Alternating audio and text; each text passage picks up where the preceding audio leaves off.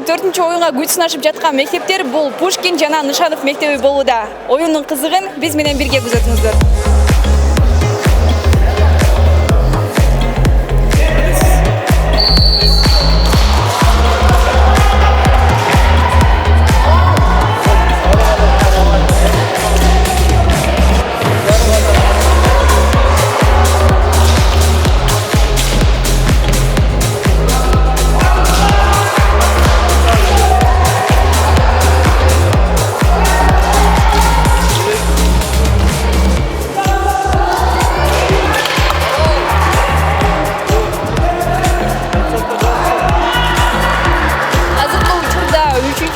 Орунга ойноп жаткан мектептер булар 50-чү Нышанов жана 14-чү Пушкин мектеби. Оюнун шарты боюнча биринчи болуп скакалка секирүү оюнунан күч сынашууда.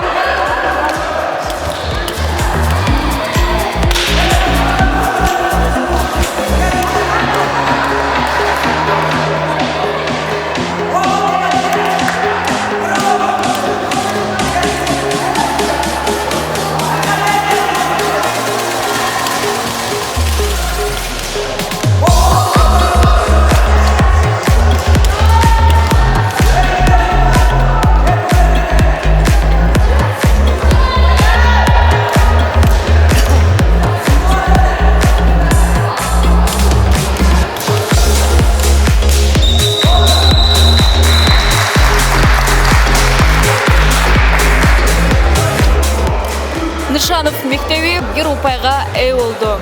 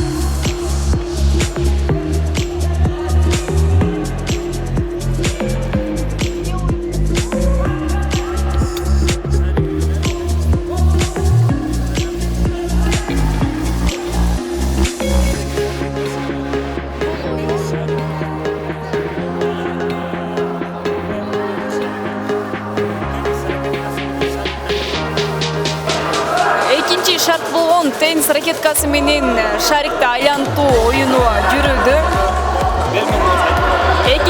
Эки команданын тең оюнчулары кызуу, жандуу катышууда. Эки команданын тең оюнчулары жигердүү катышууда.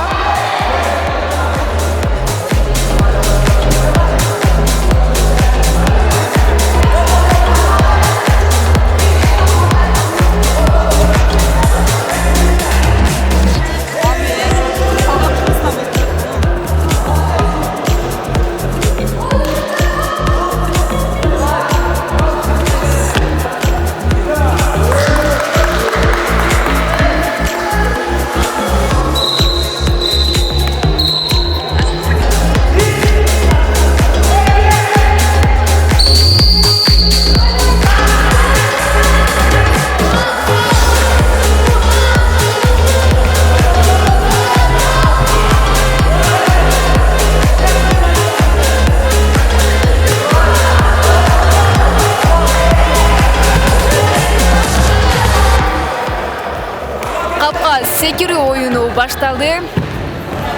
Командадагы ар бир оюнчу кап менен секирип, маарадан айланып өтүү шартын аткарышат.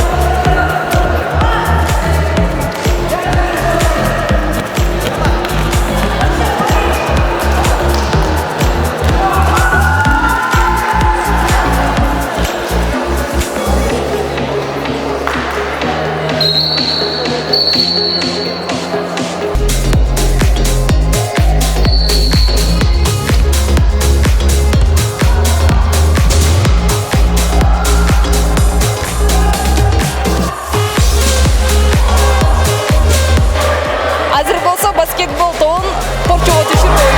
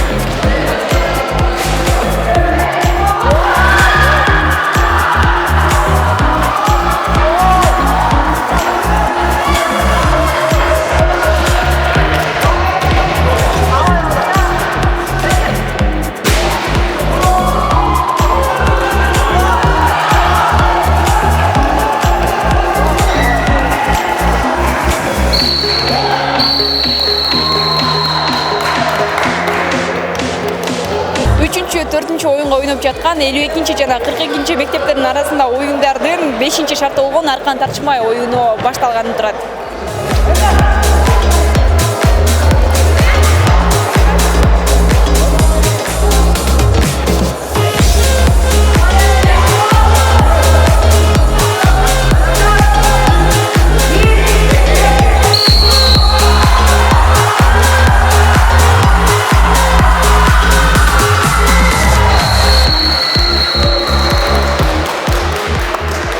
Нышанов мектебинин оюнчулары Арканды өз тарабына тартып алып, дагы бир упайга ээ болушту.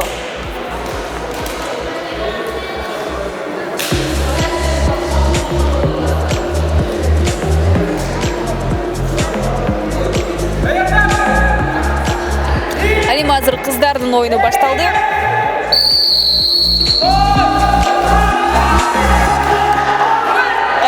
Нышанов мектебинин күчтүү кыздары Арканды өз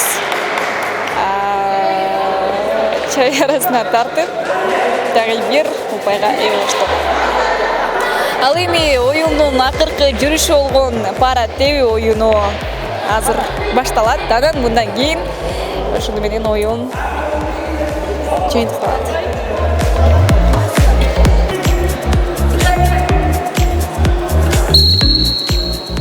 Пара тебүү оюну башталды. Бул упай Пушкин мектебинде.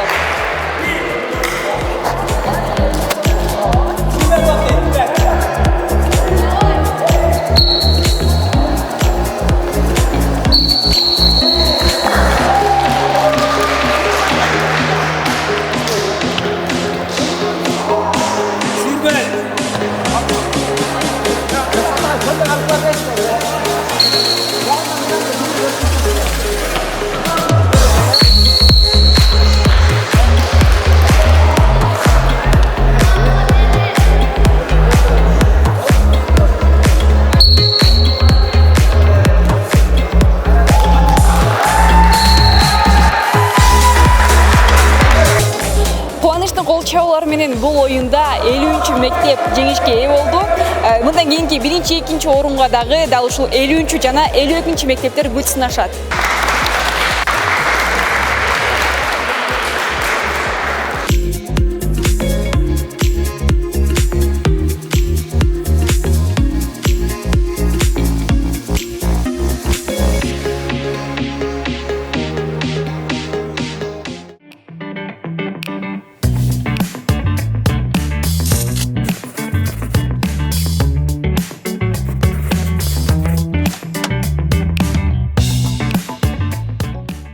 дал ушул оюндан уткан команда сонун финалга жолдомо алат. Ал эми бул оюнда биринчи, экинчи орунга кайсы командалар ойнойт деп турсаңыздар, номер 53 жана 52 мектептери күч сынашат. Кызыктын баары эми башталды. Биз менен бирге күзөтүп барыңыз.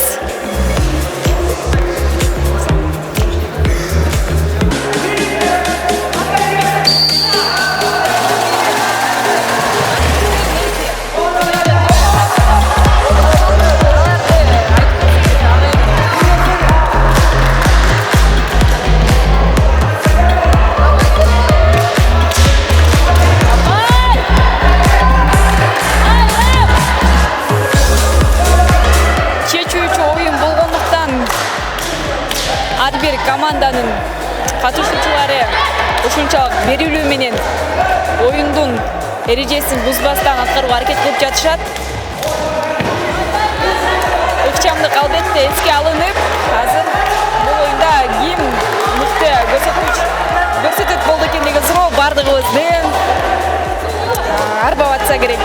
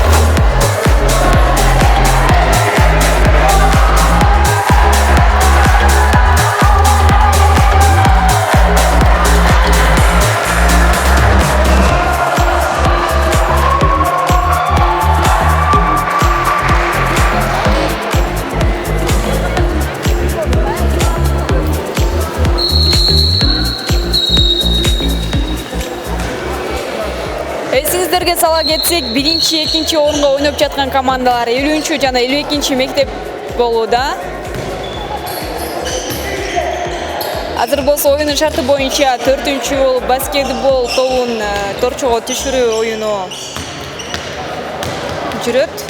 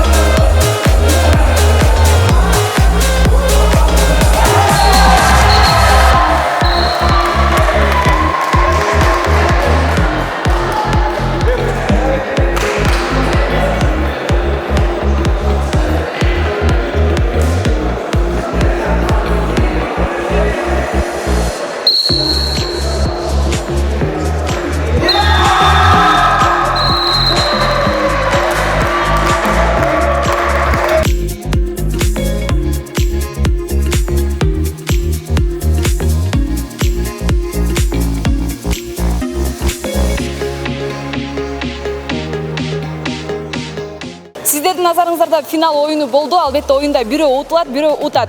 50 жана 52 мектептин ойынының жыйынтыгында 52 мектеп жолдомо алды. Бардыгыңыздарды куттуктайбыз. Кийинки эфирден сак саламатта көрүшкөнчө аман туруңуздар.